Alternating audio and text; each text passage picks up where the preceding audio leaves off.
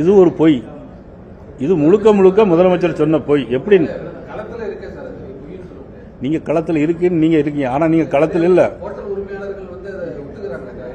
நான் சொல்றேன் கேளுங்க. அதாவது கேஸ் சிலிண்டர் எப்படின்னா, ஒரு ஆளுக்கு ஒரு சிலிண்டர் கொடுக்கும்போது 20 நாள் கழிச்சு தான் புக் பண்ண முடியும். ஒரு சிலிண்டர் கொடுக்கும்போது 30 நாள் 40 நாள் வரைக்கும் போகும் ஒரு வீட்டில். 20 நாள் கழிச்சு தான் புக் பண்ண முடியும் சர்வர். இப்போ நீங்க இன்னைக்கு ஒரு சிலிண்டர் உடனே புக் பண்ணா உங்களுக்கு கிடைக்காது.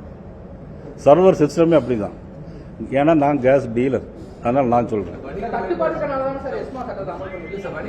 தட்டுப்பாடுல எங்கேயுமே கிடையாது. சிலிண்டர் இப்ப நீங்க உங்களுக்கு 20 நாளைக்கு உள்ள சிலிண்டர் வேணுமா நான் தரேன் உங்களுக்கு. இல்ல நீ எங்க புக் பண்றீங்களோ நான் தரேன். எங்க உங்களுக்கு எங்க வேணுமோ நான் தர சொல்றேன்.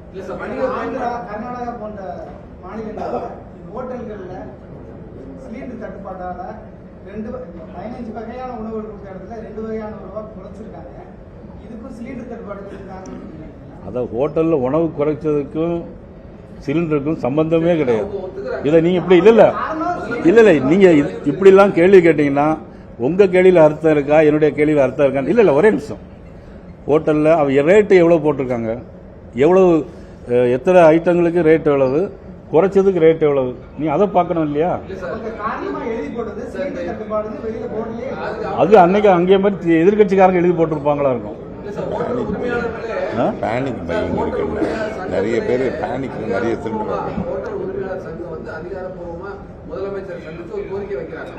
எங்களோட ஹோட்டல்ல கேஸ் சிலிண்டர் தட்டுப்பாடு இருக்கு, எங்களுக்கு வர வேண்டிய சிலிண்டர் வரல, ஒரு அச்சமா இருக்கு, ஒரு அத்தியாவசிய சப்ளை பண்ண. அதுக்கு என்ன காரணம் கேட்டீங்கன்னா, சின்ன 19 கேஜி சிலிண்டர் இருக்குல்ல, 16 கேஜி சிலிண்டரை அதே விலைக்கு ஹோட்டலில் குறைச்ச விலைக்கு மாற்றி விற்கிறாங்க. சிலிண்டர் திருட்டுக்காக சில சிஸ்டங்கள் வச்சிருப்பாங்க.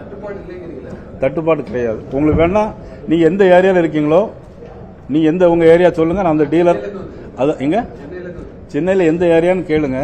ஐஓசியா பிபிசியா எதுன்னு சொல்லுங்க. நான் உங்களுக்கு 20 டேஸ்ல உங்களுக்கு நான் தர சொல்றேன். அதாவது இன்னைக்கு உலகம் போர் நடக்குது. நம்ம இந்தியாவை பொறுத்தவரை பொருளாதாரம் எங்கேயுமே கிடையாது. பொருளாதார கட்டுப்பாடோ நெருக்கடியோ கிடையாது. இன்னைக்கு எல்லா ஆயில் விலை கூடி இருக்கு. ஆனால் இந்தியாவில் இன்னைக்கு டீசல் விலை, பெட்ரோல் விலை இன்னைக்கு 1 பைசாவும் நான் கூட்டலை. எந்த அளவு இருக்கோ அதே மாதிரி.